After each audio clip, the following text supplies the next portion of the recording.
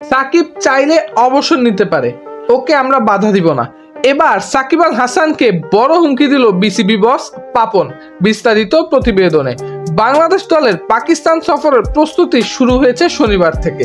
সূচি অনুযায়ী বঙ্গবন্ধু স্টেডিয়ামের অ্যাথলেটিক ট্র্যাকে ক্রিকেটারদের ফিজিক্যাল পারফরমেন্স অ্যাসেসমেন্ট হওয়ার কথা ছিল, তবে বৈরী আবহাওয়ার কারণে সেটা সম্ভব হয়নি।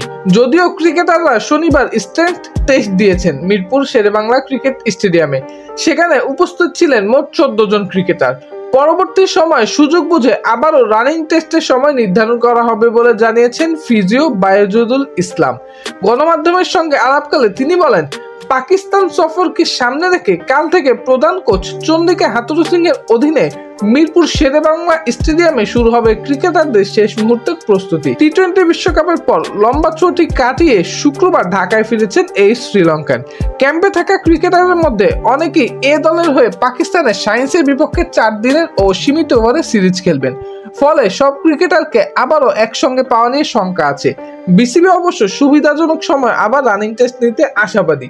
এরই মধ্যে এই ক্যাম্পেইনে সাকিব আল হাসান বর্তমানে আছেন কানাডার লিগে, এখন কানাডা লিগ খেলছেন। তথ্য অনুযায়ী সাকিব আল হাসান বাংলাদেশে এসে ক্যাম্পে যোগ দিতে পারবেন না। তার এই ক্যাম্পে যোগ না দেওয়াতে চেতেছেন বিসিবির সভাপতি পাপন। তিনি বলেছেন, সাকিব চাইলে অবসর নিতে পারে, আমরা তাকে বাধা দিব না। সে বাংলাদেশের খেলা রেখে অন্য দেশে গিয়ে লিগ খেলছে, তার কাছে কি দেশের খেলা থেকে সেই খেলা বড়? সে যদি এই দেশের ক্যাম্পে যোগ না দেয় তাহলে সে অবসর নিতে পারে, তাকে আমরা কখনোই বাধা দিব না। সুপ্রিয় দর্শক, সাকিব আল হাসান যদি অবসর নেয় তাহলে আপনার মতামত কি থাকবে তা অবশ্যই কমেন্ট করে জানাতে ভুলবেন না।